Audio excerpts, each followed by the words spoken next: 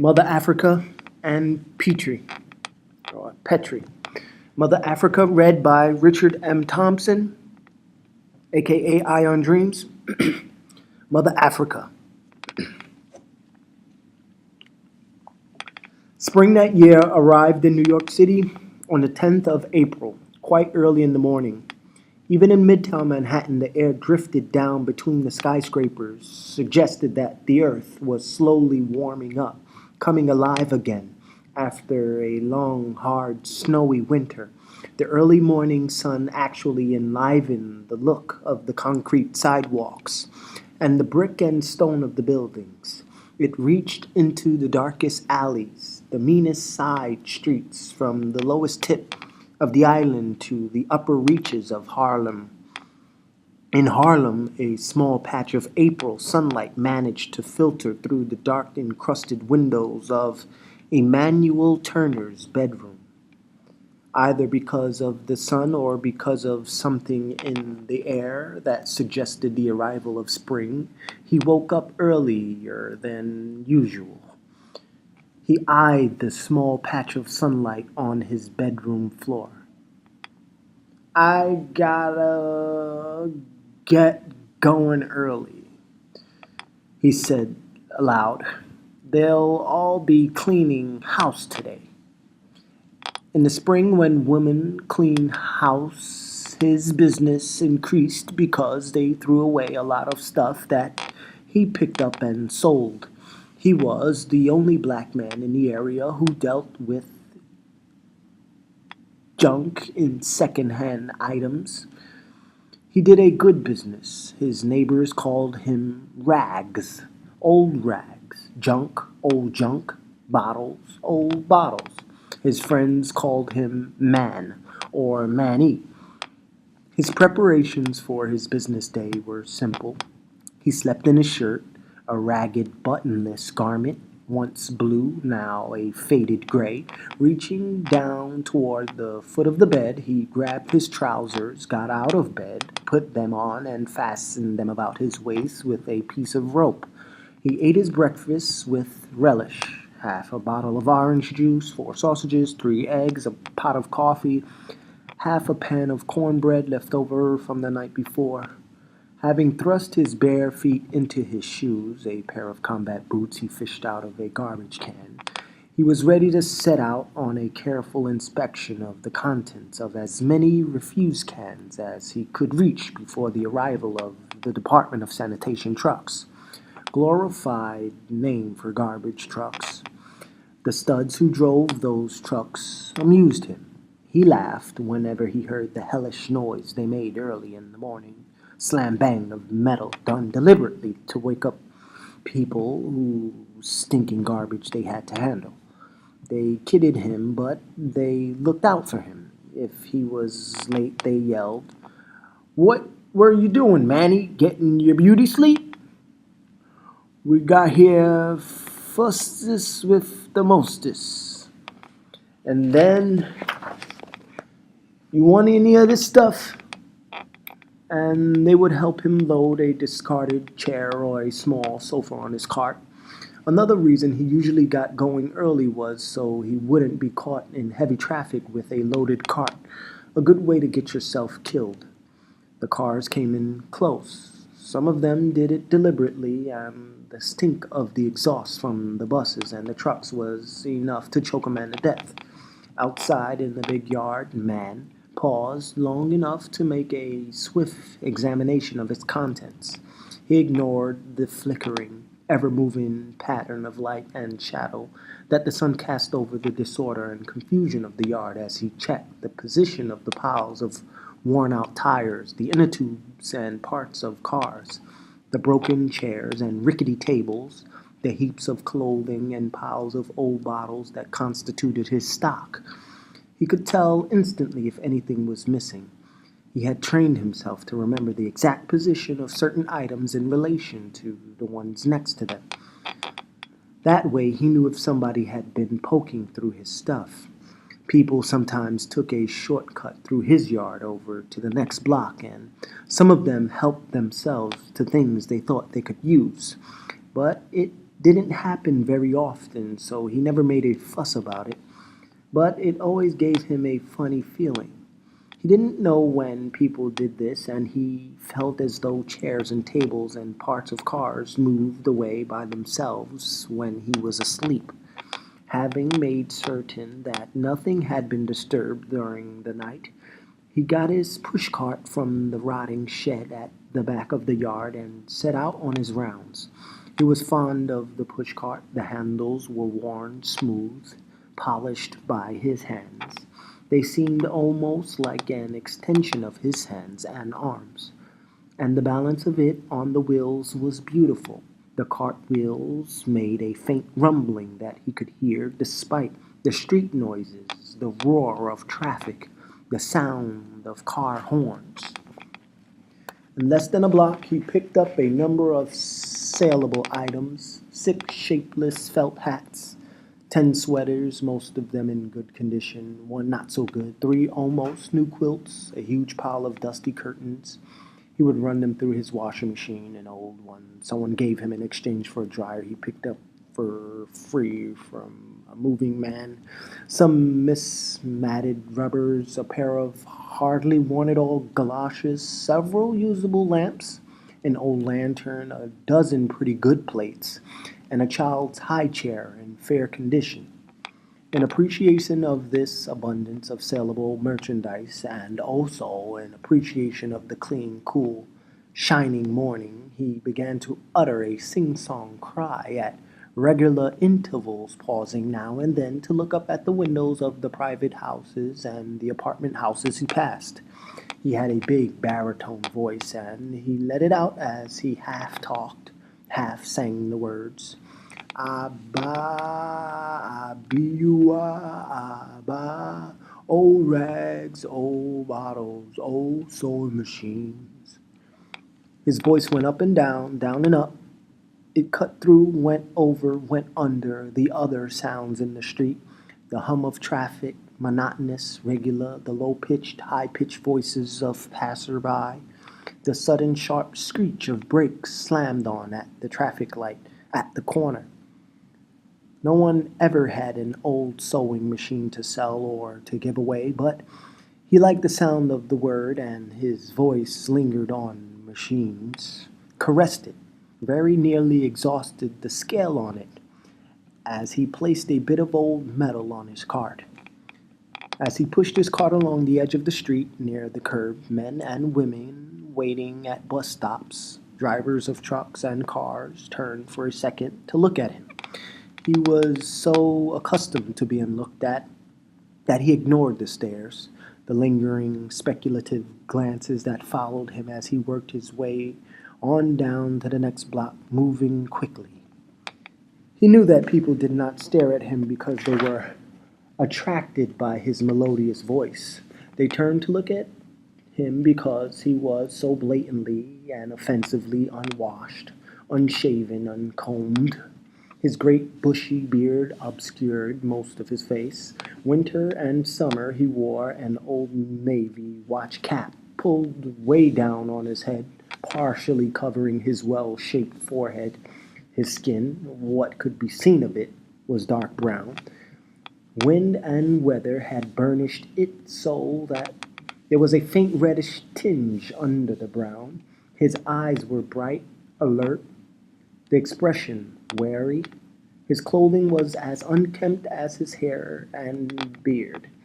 The blue jeans hitched about his waist might have seen 20 years of wear. The fabric was so thin and so overlaid with grease and dirt. The knees and the seat had been reinforced with large patches of a dark gray material. What was worse, he gave off a strong goatish smell. Passer-by who walked near him on the curbside left his vicinity hurriedly crossing the street. Having reached the opposite curb, they usually stopped and looked back, puzzled, apprehensive, unbelieving. He had reached 116th Street with his pushcart when he saw a long, shiny, chauffeur-driven car slow down and stop directly opposite him. He recognized Joe, his old war buddy, and he crossed the street to talk to him. Joe chauffeured for some rich white folks out on Long Island, and quite often he stopped in the junkyard and poked around. He was always looking for a brass-bound headlights from very old cars, and occasionally he found one. Joe said, "Listen, Manny, I was coming to see you. My madam is getting rid of a statue. She told me to find a junk dealer and she'll send it to him. Free. He can do what he wants with it. Sell parts of it separate for antiques or sell all of it for scrap metal. It's okay if I send it to you, Manny? You'll make a lot of money on it." "A statue?" he said, surprised. "Well, sure, why not?" Spring and all the women doing house cleaning, black ones and white ones. Maybe on Long Island, when the white women did their spring cleaning, they got rid of statues. He started to move off, and then he said, "Oh, wait a minute, Joe." And he frowned. If you stop to think about it, it was odd, and there was possibly a trick in it. After all, white-skinned people still fed on the dark-skinned people of the world. They were like sharks who had discovered an endless supply of good warm flesh and swarmed around it, gorging themselves. They started centuries ago in Africa. The ferocious sharks, the slave traders, came first. And the little sharks, the missionaries, came next with their crosses and their thievish Christian ways. They were like pilot fish for a breed of truly ferocious sharks. The looters who came for the ivory, the gold, the diamonds, the oil, thieves, all of them. He had always hoped he'd live long enough to see the roles reversed, but in the meantime, a black man had to protect himself against them in every possible way. Joe said, "What's on your mind, Manny?" "Tell me, why is this white woman getting rid of this statue? Her husband tried to move it, and he got a heart attack and died. She blames the statue, so she don't want it around anymore. Is it okay to send it to you, huh?" "Sure, send it along. Glad to have it. Tell your madame, send a paper saying it's mine." "Aw, Manny, you dealing with that metalworks for years. You don't need no paper." "Joe," he said, "the metalworks is white and I'm black. Tell her to send a paper, and thanks." He watched the shining car pull off. Then he returned to his inspection of the refuse cans. He had brought and sold junk for so many years that he was no longer surprised by the things that people gave away or threw away, and that other people brought. He doubted that Joe's madame was going to send him a statue. The idea of getting rid of it, probably a whim, which would vanish as quickly as it came. Late that afternoon, he was fishing through a refuse can on 120th Street. He had found a bundle of broken toys, which he carefully placed in his pushcart. Next, he pulled out a lampshade. He was still examining the lampshade when a girl came running toward him, calling, "Mr. Junk, Mr. Junk, hurry, hurry, hurry. They want to know where to put it, where to put her, where to put it. Come quick." "You're worse than a jumping jack," he said crossly. "Now stop all that hopping up and down and say it all over again." He frowned, listening, and the little girl repeated the same senseless jumble of words with some new ones added. She's come, it's come, hurry, where to put it, her, it, the men, the truck. After 5 minutes of "it's come, she's come," he placed the lampshade in his pushcart and headed toward his house. Not because he understood the message, but because it was obvious that he was somehow involved in whatever it was that caused such incoherence, such need for hurry. When he turned into 123rd Street, pushing his cart in front of him, he saw that the street in front of his house was crowded with people. He heard the hum and buzz of their voices, caught exclamations of surprise. They were obviously looking at something or trying to, for the edges of the crowd billowed out, narrowed, bulged again somewhere else as people tried to elbow their way toward the center and were pushed back. People in the apartment house across the way were leaning out of the window, staring down into the street. And there were other people on the rooftops and the fire escapes, all pointing, all talking. He increased his pace to a trot, and the cartwheels rumbled as they turned faster and faster. When he reached the edge of the crowd, voices said, "Here he is! Here's old rubbish! Hi, Bottles! The man's come! Mr. Junk is here, mister!"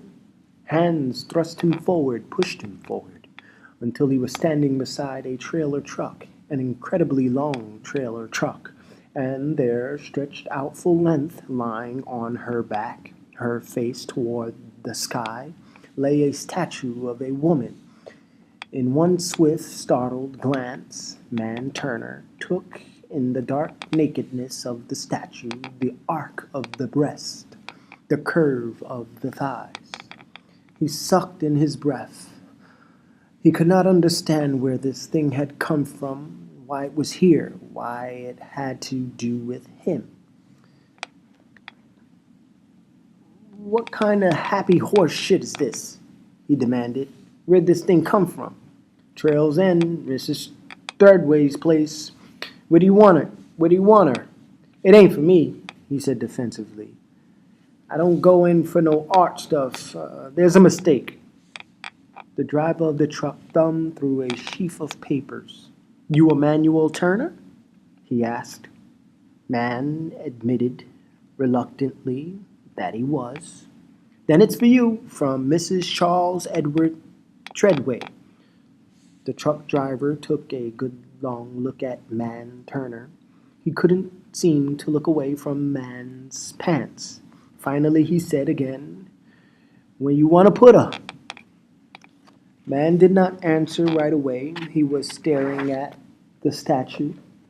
He had never seen anything like it before. No wonder the whole street had turned out. It was the nakedest woman he'd ever seen or dreamt of or heard of. A most peculiar thing, really. And the truck driver had said something about a Mrs. Treadway. "Mrs. Treadway?" he said, out of his confusion. "Is she coming too?"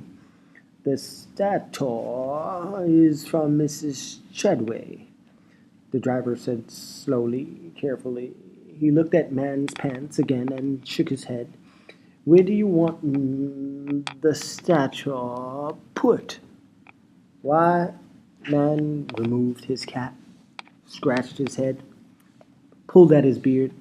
"It don't make sense," he thought. "Where did it, and where did it come from?" Then he remembered, oh, of course. It was from Joe's madame. Joe said he wanted to give a statue away. That was all very well and good, but he hadn't bargained for anything like this. No wonder she wanted to give it away. He could have known better than to say yes. It just went to prove how a white woman would trick a black man every time, even one she'd never seen. He scowled, thinking it was always open season on black folks in the USA, one way or another. "Where do you want it?" the driver said impatiently. Man said, "I gotta think." But he couldn't think. There was a kind of babbling going on in his mind as he stared down at the statue. He had been born in Mississippi, had been taught how to spell the name of the state in a one-room school, shouting in unison with a lot of other half-starved black kids. And in moments of stress, the damn thing popped into his thoughts, and he would find himself saying it over and over in March time, just as he was doing now. M-I, crooked letter I, crooked letter I, humpback letter I. As he grew older, he thought of Mississippi as a crooked, humpback state where there was a year-round open season on black folks. No bag limit, no rules. Use any weapon, elephant gun, dynamite, kill 'em. Kill 'em. Kill who? Kill black folks. Kill 'em. And up north, here in Harlem, kill 'em. Play tricks on 'em. Send 'em up statues, big and buck-naked black women. And, "Hey," said the truck driver, "I got all these other deliveries I gotta make. Let's go. Man thought, what will I do with it? Certainly he couldn't sell it. There wasn't any market for stuff like that. I guess you better put her back there in the yard, he said, pointing towards the rear of the junkyard. 4 men from the trailer truck pushed the statue along a dolly, stepping cautiously through the litter, maneuvering the dolly around ancient plumbing fixtures, parts of cars, broken chairs and tables, piles of rusted iron. They headed toward a small rubbish-free space near the back of the yard. The entire non-working population of the neighborhood, excited housewives and their equally excited preschool-age children, soft-voiced men and women too old or too sick to work, formed an escort, walking just behind or to the side or a little ahead of the statue. They shouted to each other and to the children, "You, Sonny, get out the way. Look out for them broken bottles. Gramps, that's the second time you tripped me with that cane. Now you go home." When they reached the back of the yard, the driver said, "We better stand her up. There ain't no place to lay her down flat." Man signed a receipt for the statue, scrawling his name on the paper the truck driver had held out to him. Then the driver handed him another paper saying, "Here, this proves it's yours."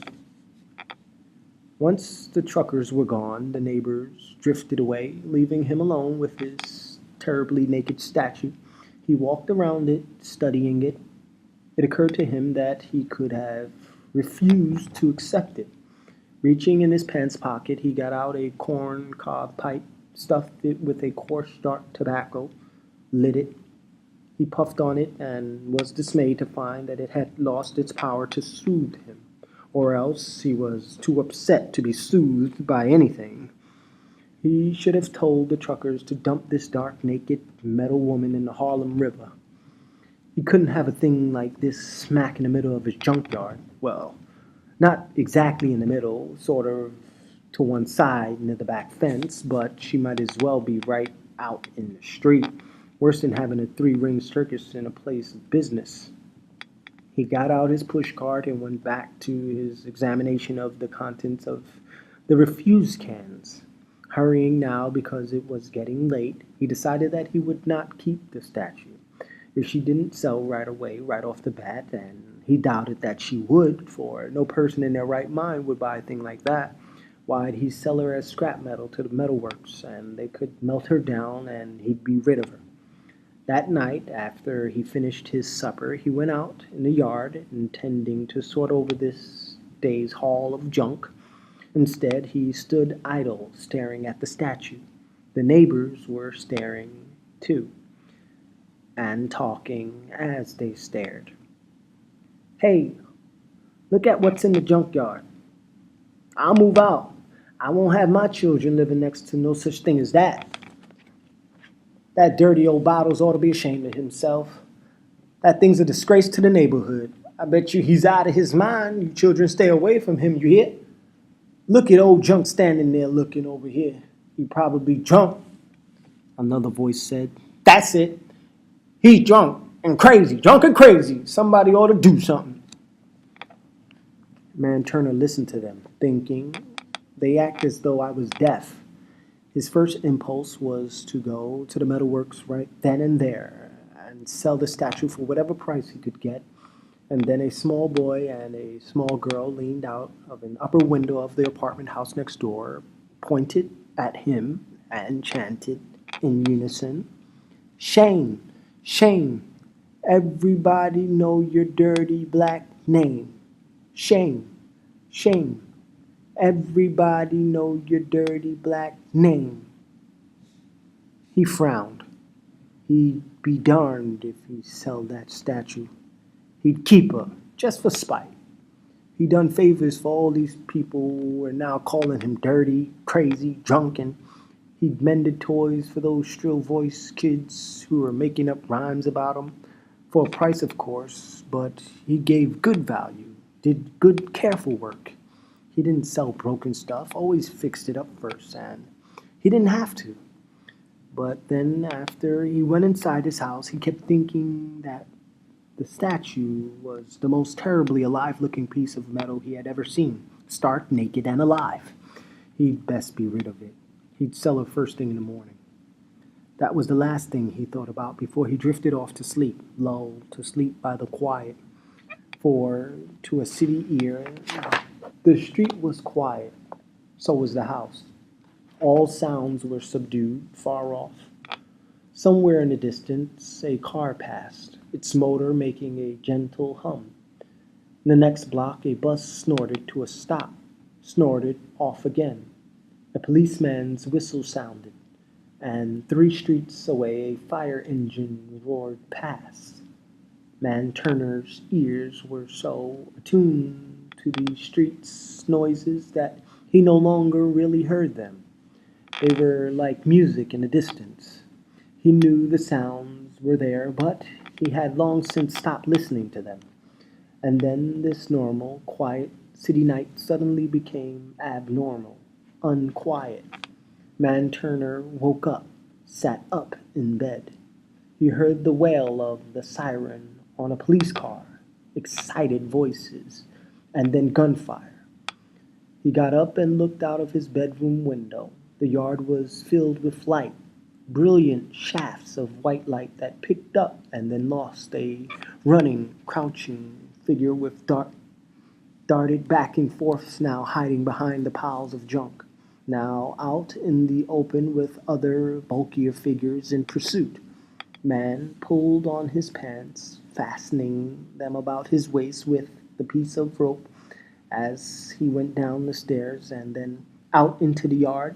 Halfway down the yard, he was pinioned in one of the shafts of light. "Don't move! Who are you?" "White cop," he thought, ready to shoot. "I live here," he said, truculently. "I own this place. What's going on?"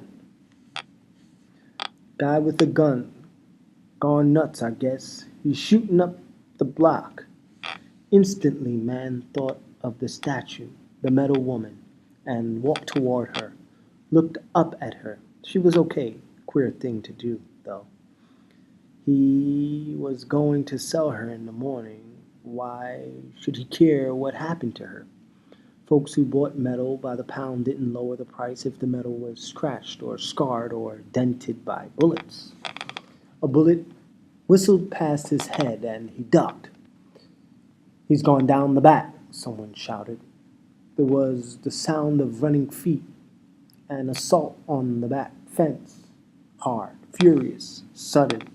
The fence went down with a splintering sound as the rotten wood gave way. One of the policemen paused halfway down the yard. His flashlight illuminated the statue. The light wavered. "What?" the cop said. "What in hell's name is that?" Man did not answer, and the cop moved off reluctantly, joining the chase. Man watched him go. Then he did something he could not afterward account for. Did it unconsciously, without thinking. When the spotlight fell on the metal woman, he saw that she was dusty. A fine film of gray dust overlaid the metal.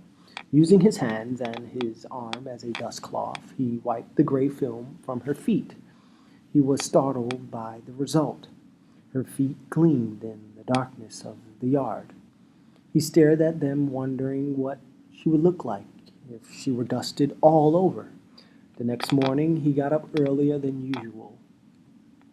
When he went out into the yard, he took a pail of warm, soapy water and a long-handled window-washing brush with him. He brushed the dust off the metal woman, and he washed her, and then he rinsed her off. When he was finished, he stared up at her, entranced. The dark, naked figure glowed. That was the word for it, he thought. Glowed. He felt something stir within him, an emotion that he could not put a name to. It was like seeing something dark and beautiful beyond description for the first time, and yet recognizing it because in the deepest part of your mind you had always known that that kind of dark glowing beauty existed. Mother Africa, he thought. That's what she really is. Mother Africa. He made up his mind right then and there to keep her. Later in the day, he wished he hadn't cleaned the metal woman up. After he returned to the yard with his cart, his first customers arrived, women accompanied by their children. He had always enjoyed their visits, for they told him all the news of the neighborhood while they bargained over the price of the toys, the dishes and pots and pans and used clothing they came to buy. But not today. They took one look at the metal woman and turned sullen or angry. Some of them were so embarrassed that they felt silent and left quickly without so much as a glance at Man's stock of second-hand items. The children hid behind their mothers' skirts and peered out at the statue, giggled, ducked back, eyed the statue again, and were convulsed with a sly, almost adult laughter. Many of the women seemed to be outraged by the nakedness of the metal woman, by the perfection of her figure. They vented their feelings in a heavy-handed assault on the children. They cuffed their offspring about the head, the back, slapped them smartly across the legs, shouting, "You take that and that, you laughing at that naked hussy," or "You come along home, I'll learn you to stand around pointing at a thing like that." Then they dragged the children away, out of the junkyard, away from the statue, and the children howled, emitting such wails of anguish that the mothers paused and slapped them harder. Man, standing by silently distressed, sucked on his corncob pipe, tugged at his beard, thinking that he had never before experienced so disorderly and unprofitable an afternoon. He had not made a single sale. When his male customers arrived, the disorder increased. The men always came later in the day. They came in search of bolts and nails and odd pieces of lumber or metal. When they saw the metal woman, they roared with laughter, and almost immediately they decided to share the sight of this unusual statue with their friends.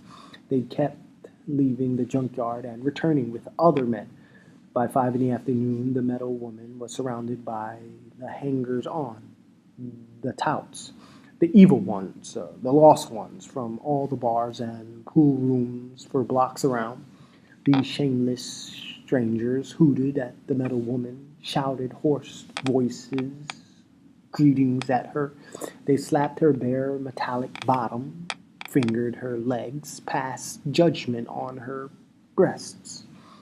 Man scowled at them, hating the sight of their fumbling, dirty hands and the sound of their raucous laughter. He circled about them restlessly, willing them to leave, for it was perfectly obvious that they did not intend to buy anything, but they stayed in the junkyard until darkness obscured the metal woman's curves. He thought that in a day or two the statue would be forgotten and everything would be just as it had been before, but it wasn't. During the night, someone, drunk or sober, male or female, hung a pink brassiere on the metal woman, draping it lewdly across her breasts. It flapped in the wind. The harsh pink of the material was an outrage to the dark beauty of the statue, and man, viewing it, felt harassed.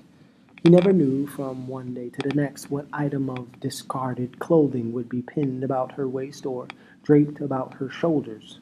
Once he found that an ancient straw hat had been pulled down over her head, a woman's hat, out of shape, the straw cracked and dusty, the brim obscuring the metal woman's face, and an old black coat had been thrown around her shoulders. He used a long pole to remove the hat and coat, thinking, whoever did this must have been 10 feet tall to reach up that high. That same afternoon, one of his roomers moved out. He was a thin, dispirited man who lived in the house for so many years he seemed as much a part of the place as the broken back steps. Yet he paced his shabby Yet he paced his shabby belongings in a battered suitcase and moved out. Before he left, he made it a point to protest to man. He was loud-voiced and indignant, saying, You mark what I tell you. Nobody'll live in your house. They'll all move out. That metal woman walks at night, walks around without any clothes on, comes right in my room, walks in and out of my windows. The neighbors listened while the thin man talked, but they were not too impressed because everybody knew the thin man was given to drink. When a man drinks heavily night after night, alone he is liable to see things, statues and such, walking about in his room. Man was impressed, though.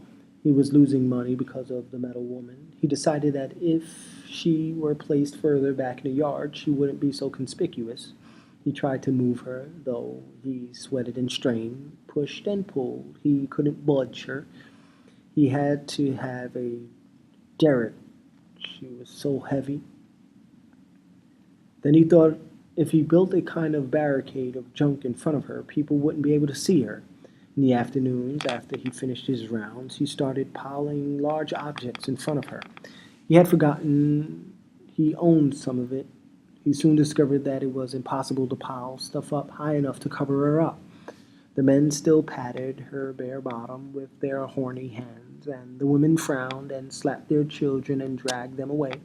It occurred to him that he could build a new fence across the back of the yard, taller than the old broken one.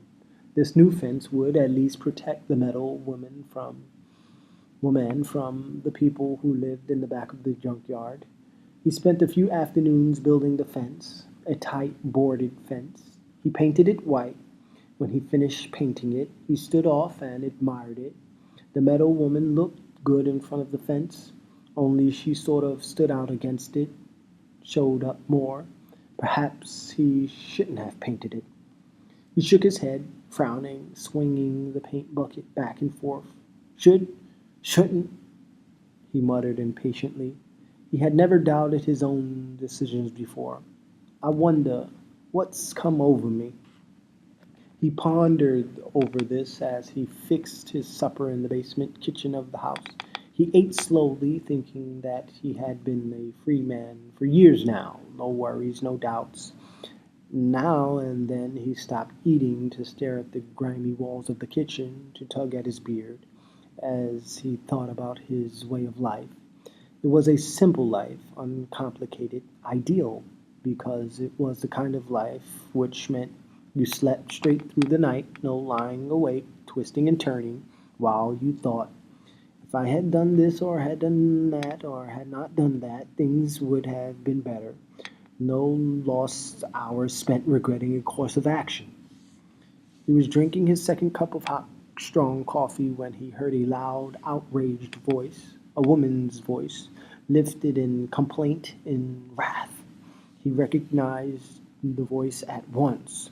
It belonged to Jenny the Baptist, the bedraggled, faded young old woman who had occupied a room on the second floor of his house for the last 10 years. She was given to disappearing for days at a time. Some of his tenants said she was in jail, others said she was working.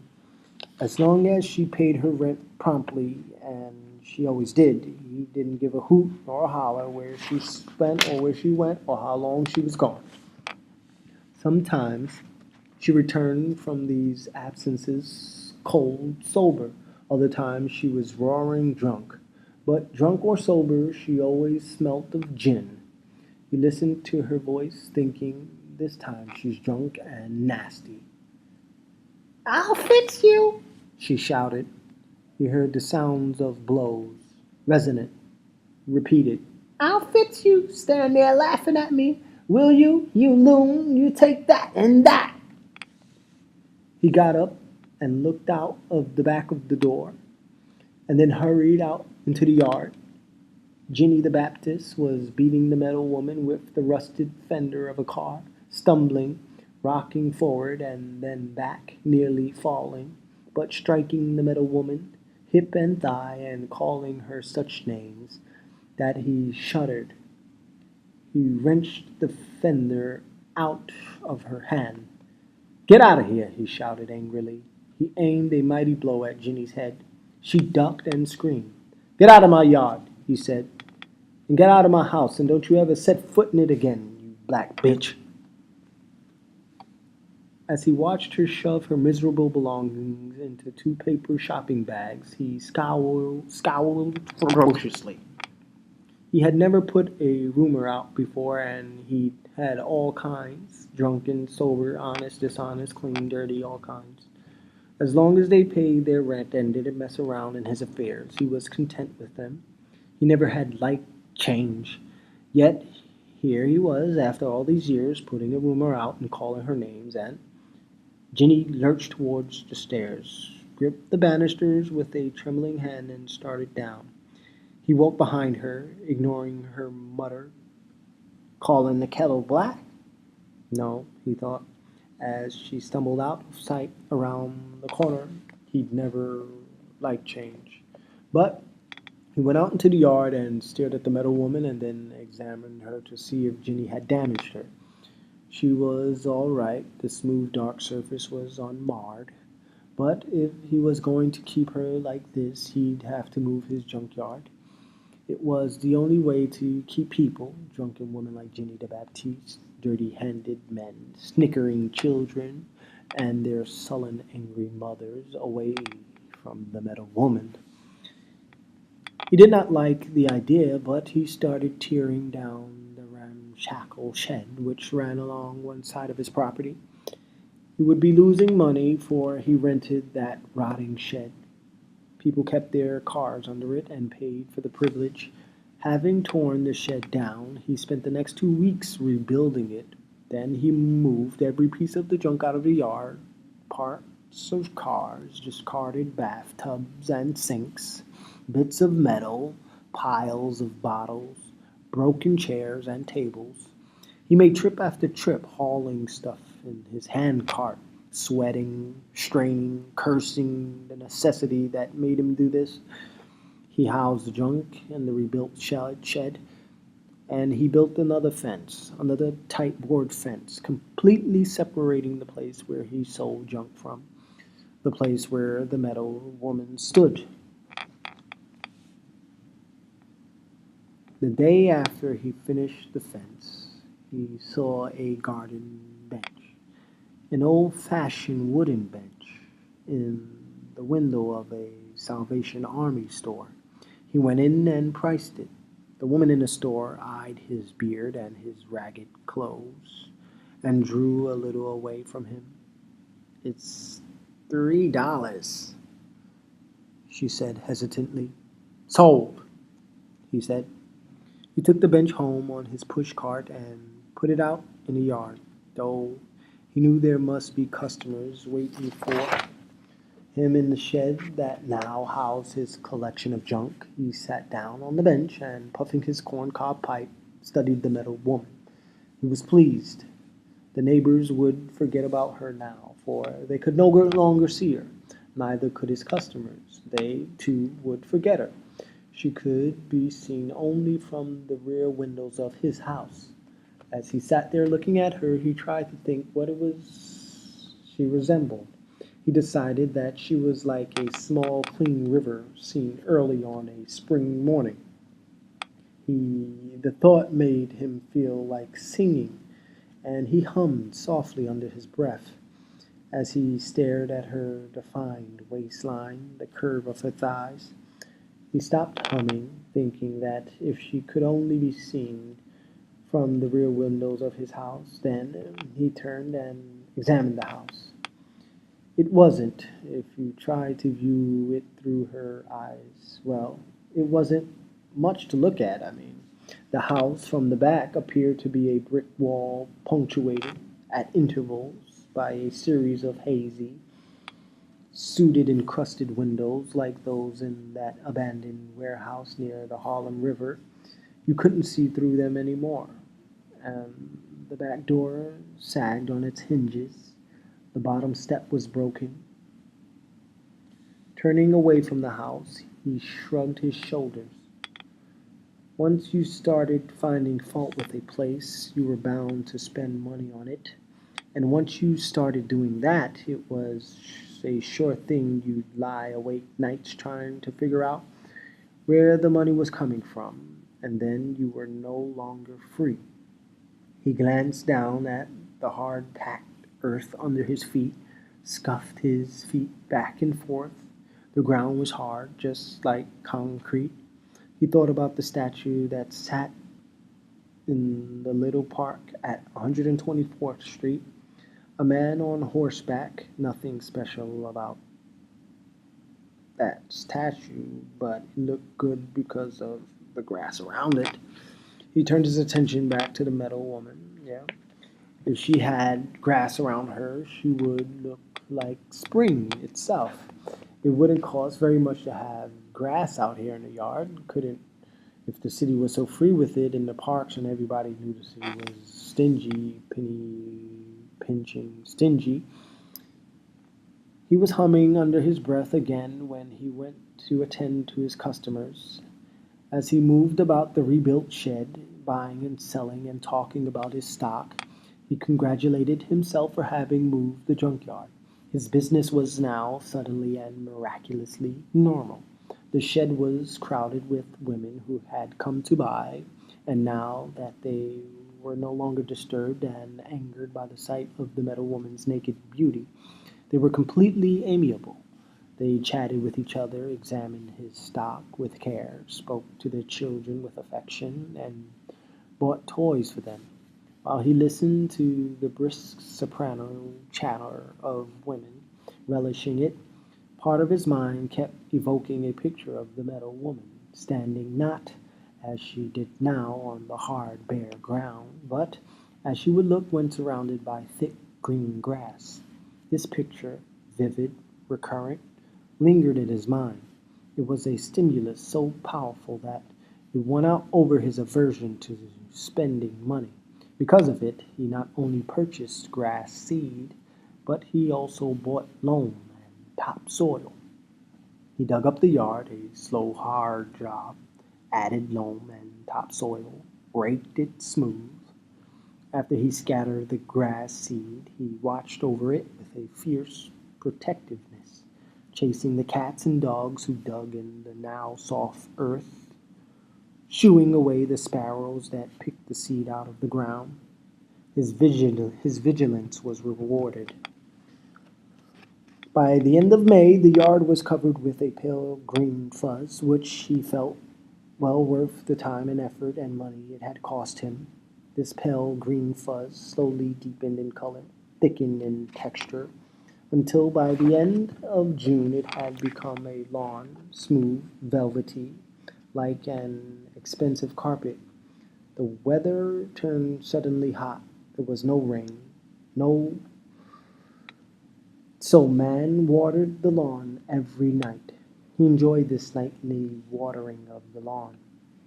The sight of the water gushing from the nozzle of the hose, the slow movement with which he directed and redirected its flow toward a patch of grass which looked hot and thirsty, made him feel cool. During the day which he pushed his cart through streets enveloped in thick, dreadful heat, he thought with pleasure of the moment when he would turn the hose on the lawn. But he knew that this pleasure was largely due to the presence of the metal woman, for on the hottest afternoon she looked cool, impervious to heat. This sudden wave of heat caused a restlessness throughout the city, and on a night when the moon was full, the restlessness increased. People could not sleep. They were vaguely dissatisfied, and they quarreled or made love and could not explain why they were moved to do either the one or the other.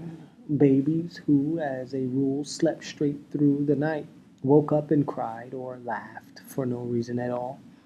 A hold-up man in the upper reaches of the Bronx watched a likely victim approach in the moonlight and let him pass, unmolested. In Man Turner's neighborhood, the moon worked its magic, too. The black cop on the beat, big, young, tough, stared up at the moon for a good half hour and thought about a girl and decided to propose to her, though up to that moment he had always sneered at marriage and all it represented. Toward midnight, the monkey in the yard next to Man Turner's, kept chained there by a man who owned him, began to chatter and jabber, and the sound made the night seem hotter and, curiously enough, quieter. A lean tomcat, who normally maintained a howling vigil on Man's back fence, was unaccountably silent as he sat crouched down on the fence, apparently staring at the moonlight shimmering on the leaves of the ailanthus tree that grew along the fence. The brilliant white light from the moon that was washing over the city, disturbing the city, seeped into Man's disorderly bedroom. He woke up. He was quite accustomed to the sound of the ape, as he called the monkey, but he had never heard him chattering at night.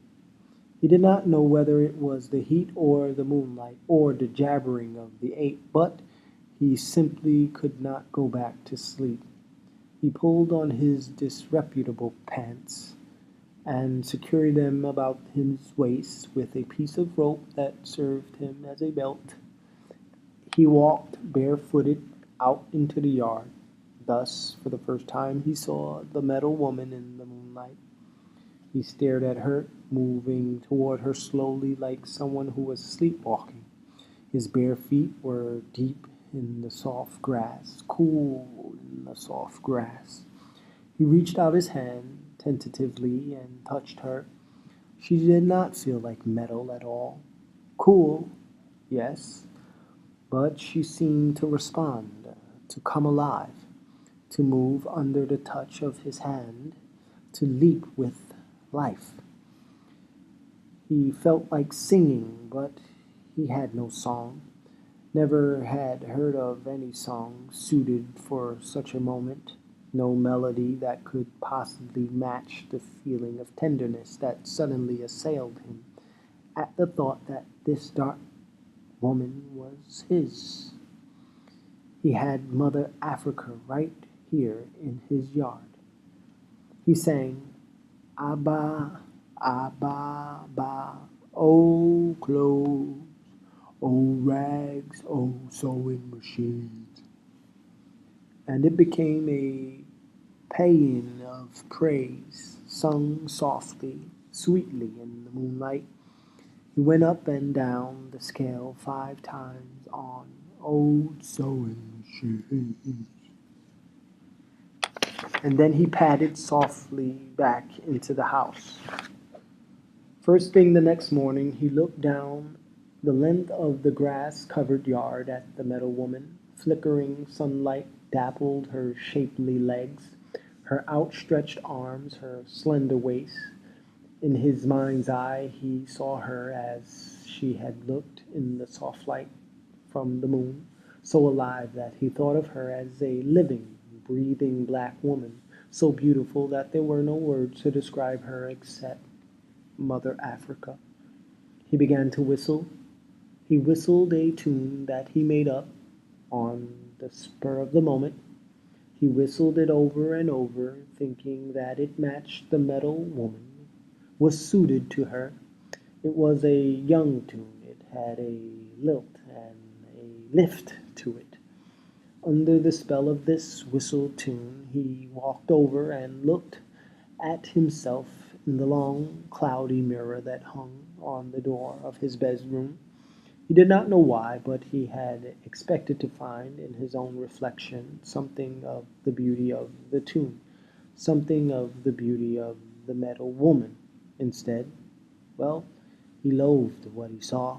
There was nothing in his dirty, ragged, unkempt appearance to suggest that he could create beauty, certainly nothing to suggest that he would ever be able to recognize beauty in anything.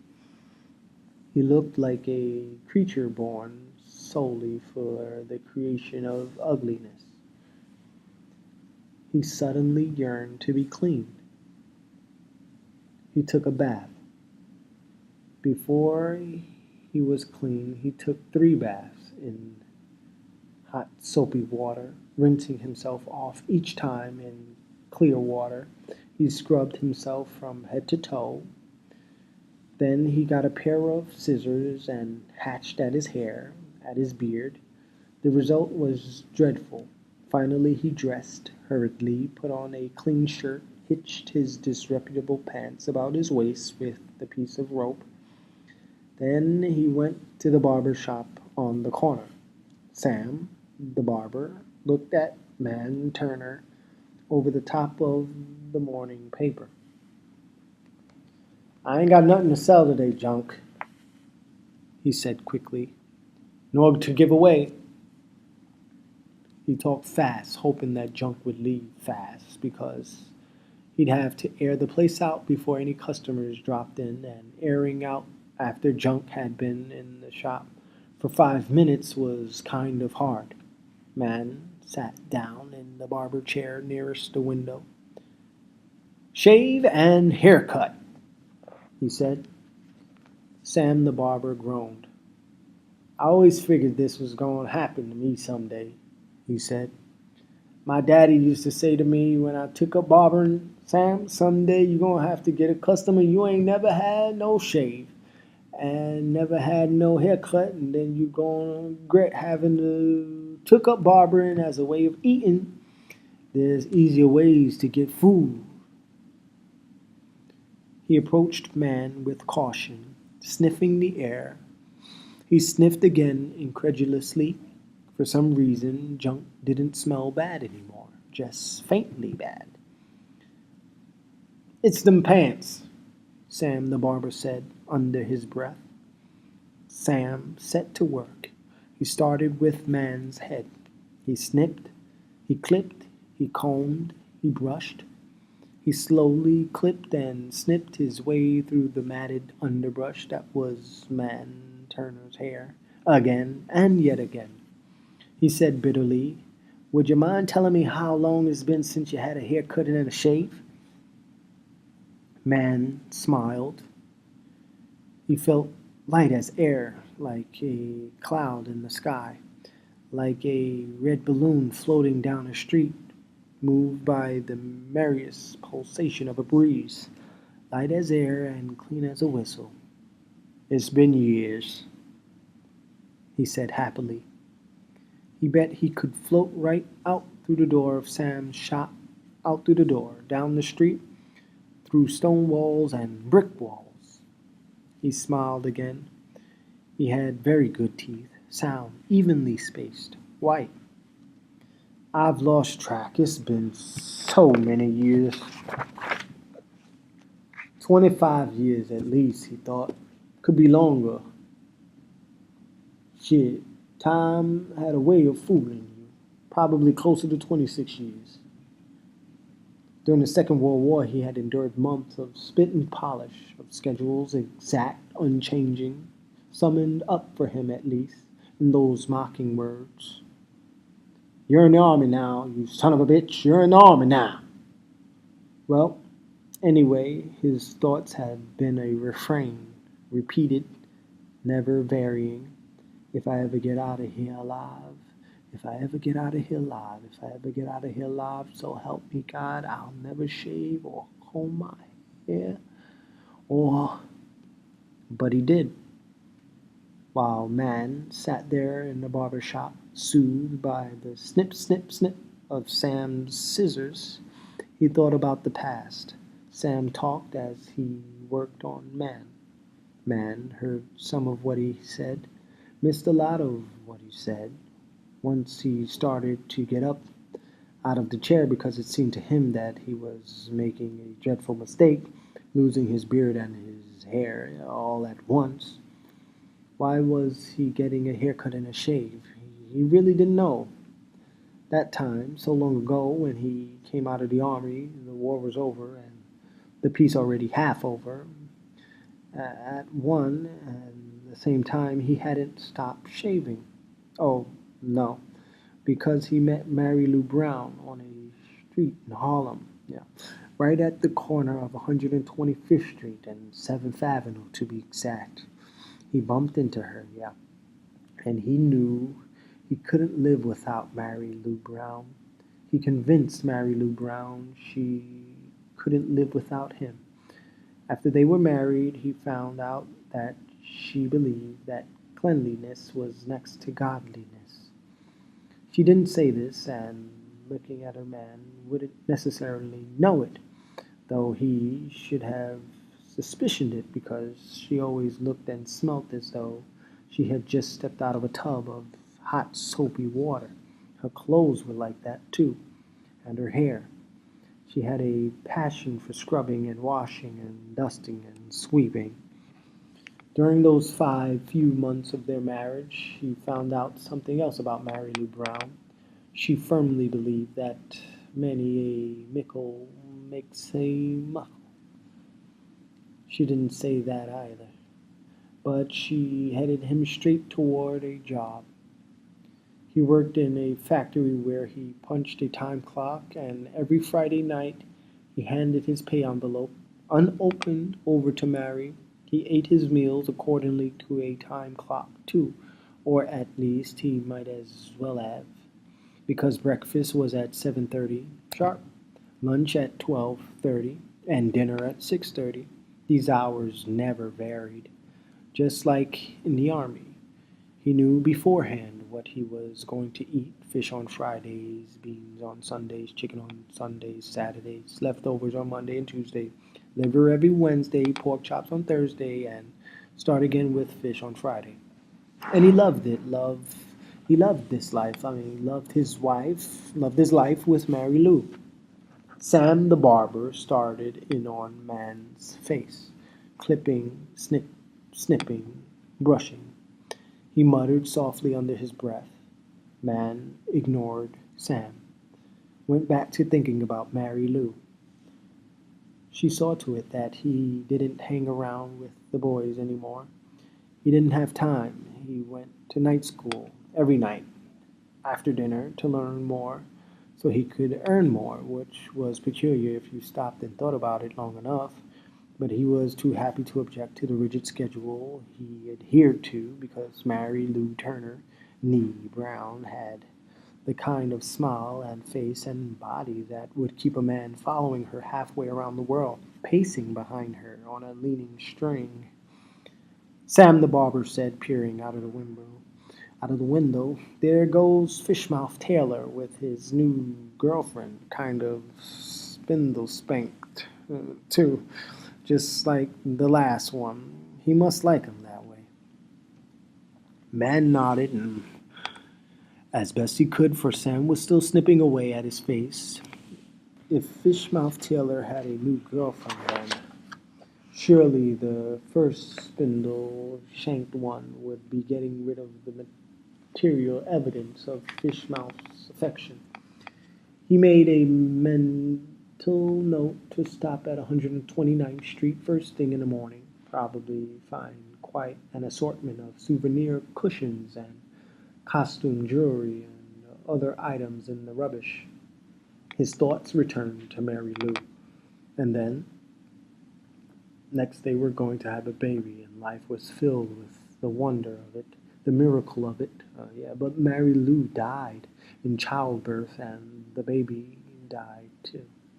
He truly believed that if they hadn't been black and lived in Harlem, that Mary Lou and the baby might have survived. He felt as though something inside him had been torn out, literally.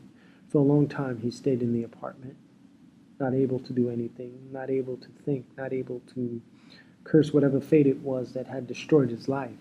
His friend Joe looked after him.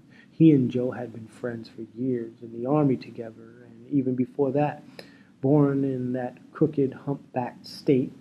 And Joe even knew the same way to remember how to smell Mississippi, M-I, crooked letter I, and the rest of it. For days after Mary Lou's death, he couldn't eat or think or plan. Did not consciously give up his job or start attending night school or stop attending night school. He just stayed inside the apartment, as lifeless as a sick cat. It was painful to think about, even now, with the cushion of 25 years of living in between. Finally, he moved out of the apartment, sold the furniture. To his surprise, he got more for it than it cost. Mary Lou's careful polishing seemed to have increased its value. His friend Joe got him a room in a rooming house on 123rd Street. It was a big old house with high ceilings, tall windows, completely run down. There was a large yard in the back.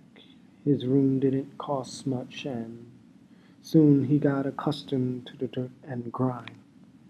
He kept brooding over a business, something that wouldn't require much capital, no regular hours. He remembered the furniture he'd sold. People were always searching for and buying household goods. He decided to sell second-hand furniture. Better still, he'd become a junk dealer. All he needed was a pushcart. The big yard would come in handy. He could store stuff in it, sell stuff from it. After a month's hard work, he happened to look at himself in a mirror. He had been hustling so fast he hadn't had time to go to the barber's. He needed a haircut.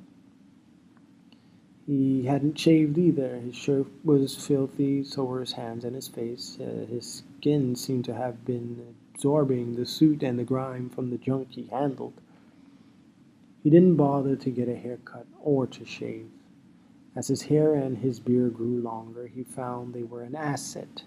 He looked as though he could not pay much of anything for discarded furniture, clothing, bric-a-brac. People often gave him stuff. "Hey, junk man," they said, "come round to the back. We got some things for you. You can have them." The other folks brought these same discarded items with an eagerness that astonished him. It was a funny world, he often thought, with one half of it willing to pay good hard cash for what the other half threw away. He spent very little money. When the seat of his pants finally gave way, he simply selected another pair from the stock he kept in the basement and wore those until the knees and seat gave way. He wore no underwear, no socks. If it hadn't been for the concrete sidewalks, he would have gone barefoot. He not only made money, but he saved it too, and he was able to buy the shabby old rooming house. He started renting out rooms himself. As the years slipped away, he slowly came to the conclusion that he was one of the few really free men, white or black, anywhere in the world. Other men were slaves to jobs or automobiles or houses or women. Time cracked a remorseless whips over their heads, urging them on whatever they faltered, tightening the chains about their wrists and ankles.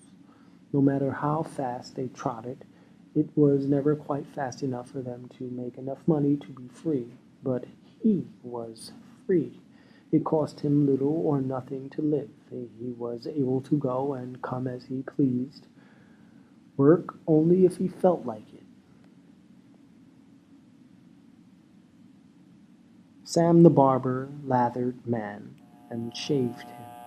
As a matter of fact, he lathered and shaved him 3 times before he reached what he called rock bottom.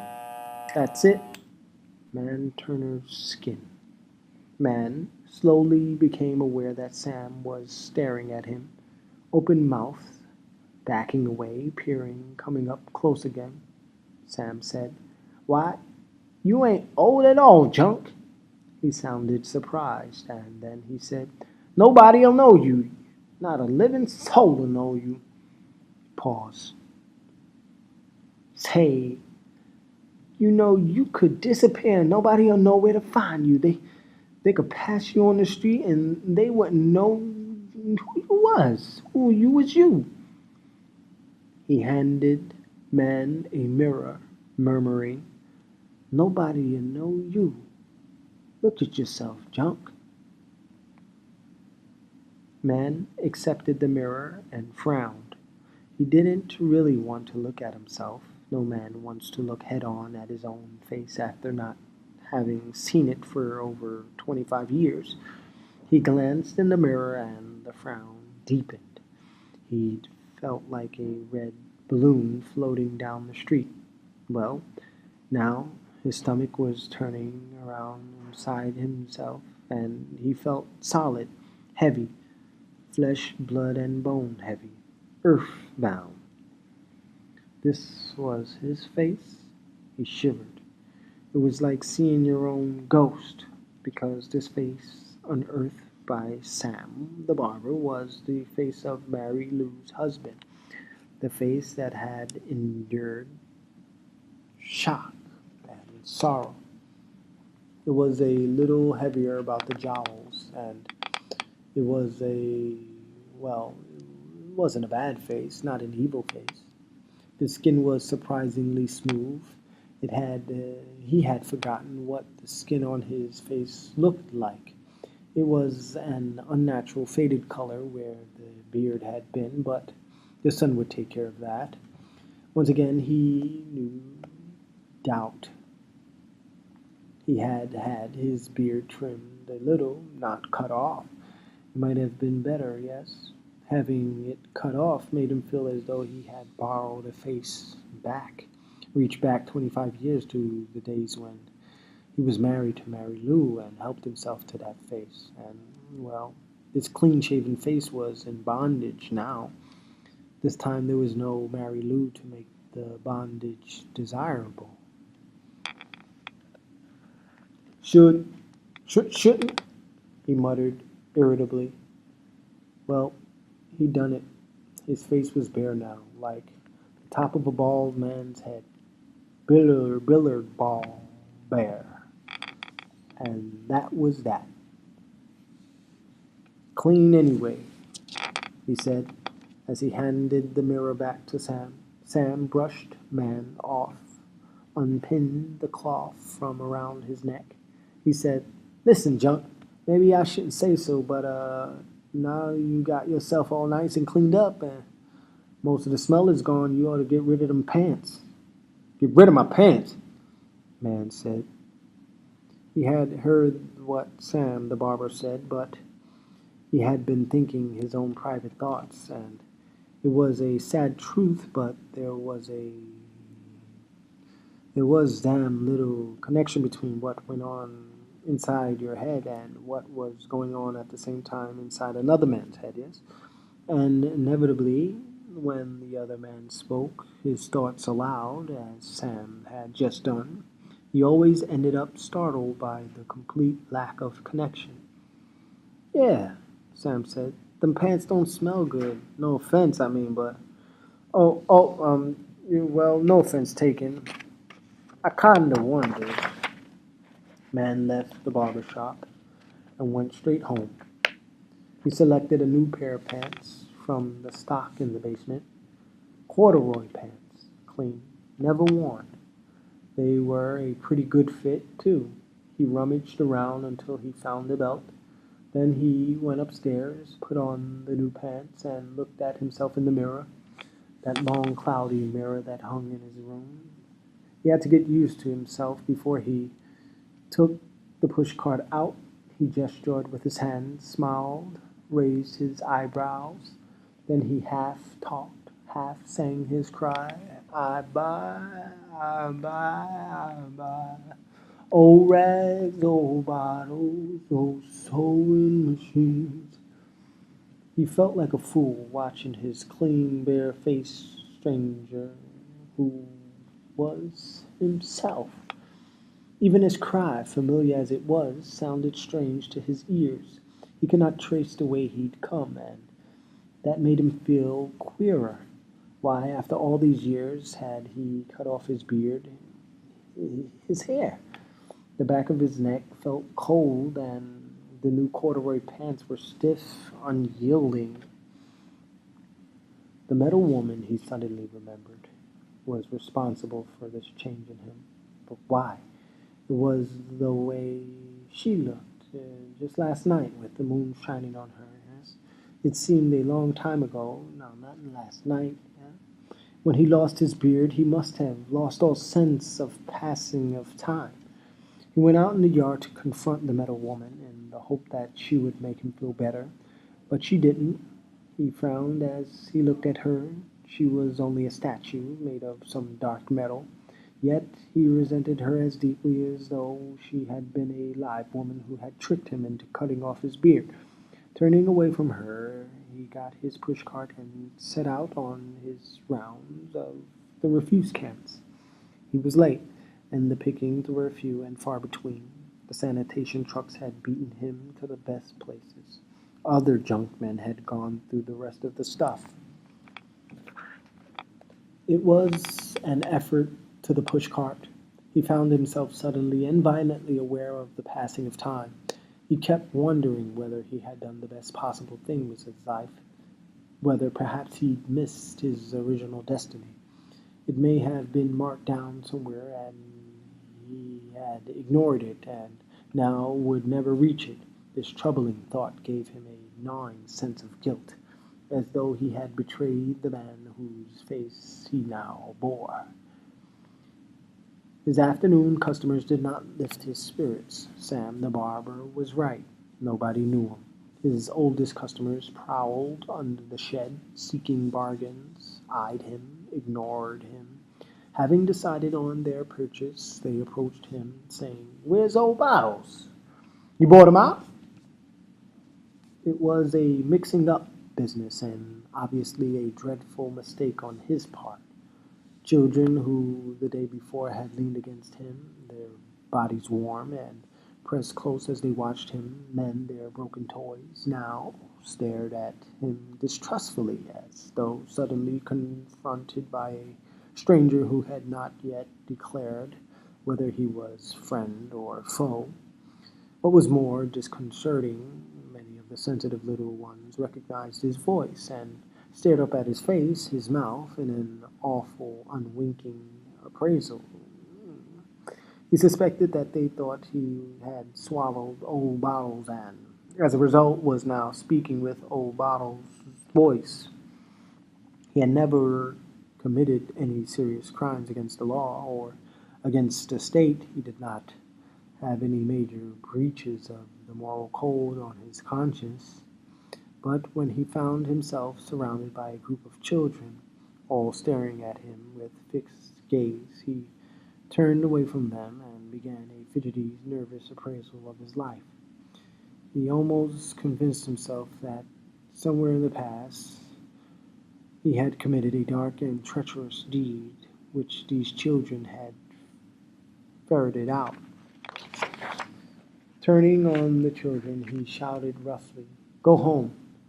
All of you go home!" He spoke with old Bottles' voice, and the children backed away from him, edged toward the door of the shed, still staring, whispering, "It's him!" "It ain't him." "'Tis too." As he watched them leave, he felt ashamed because he had sent them away, and yet he was glad to be rid of them. He wanted to be alone so that he could go straighten out his thoughts. Yes, he went towards the back of the yard to look at the metal woman again. "Oh, God damn it," he said aloud. While he was out on his rounds, someone had put a long dress on the metal woman. It was a gaudy print, purple and red and orange and blue. The sleeves of the dress had been pulled over the outstretched arms, and it had been buttoned all the way from the neck to the hem. A bright red bandana had been wrapped tightly around her head and tied in place. Reaching up, he gave the dress a violent jerk and tore it, and he was then able to pull it off. "Oh, God damn it," he said again, this time under his breath. The dress that he held in his hands was made of cheap cotton. White missionaries had put dresses on just like this one on African women, covering them from neck to ankles, even the arms, and Africa, a tropical country, yes. They had them wear bandanas and head rags so that even their hair was concealed. They made Africans ashamed of their good, strong black bodies. The white missionaries came first and brought all that cheap, bright cotton with them. The other white folks came in behind them, white thieves who stole the gold and the ivory and the diamonds and the oil, stole a whole continent, yes, and used this same kind of cheap, bright cloth as bait. It irritated him that a lot of the young Jews hanging around on the corners wore loose shirts made of gaudy cotton cloth and called them dashikis, thought they were African, but the truth of the matter was that white missionaries had brought that stuff into Africa to keep the black folks moral, cover them up. He couldn't reach the bandana. Whoever tied it around the metal woman's head must have stood on something. He got a stepladder out of the basement, and standing on the fourth step from the bottom, he was able to untie the knots. He stared and started to turn away, and then realizing that he was, for the first time, face to face with the metal woman, he took a head-on look at her. "Jesus Christ," he said. He had forgotten he was standing on a ladder, stepping back and away from the statue into space, and fell crashing to the ground. He lay still, too shocked to move. It had never occurred to him that this alive-looking statue was of a white woman. There wasn't any question about it. Tell by the hair, the straight, sharp nose, the thin-lipped mouth. He'd been so busy looking at her breasts and her thighs, he hadn't paid any attention to her face. Besides, bronze, darkened with age and just on the basis of the darkness of the metal, he had thought this was a statue of a sharply black woman, Mother Africa. His thoughts blurred. "Mother Africa," he murmured. Thought it was Mother Africa. Got a shave and a haircut. A shave and a haircut.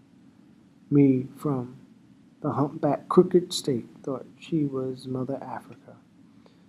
He got up slowly, painfully. He tried to run as he went toward the house and couldn't, could only limp. He had hurt his leg and his back, and from the way it felt, he must have wrenched his shoulder. Once inside, he went straight to the telephone in the hall. He called the Harlem Metal Works. He'd done business with them for years. He said he had a large bronze statue, about 10 feet. He was selling her for scrap. Yes, he had all the papers on her. "Come right away," he shouted. "Hurry!"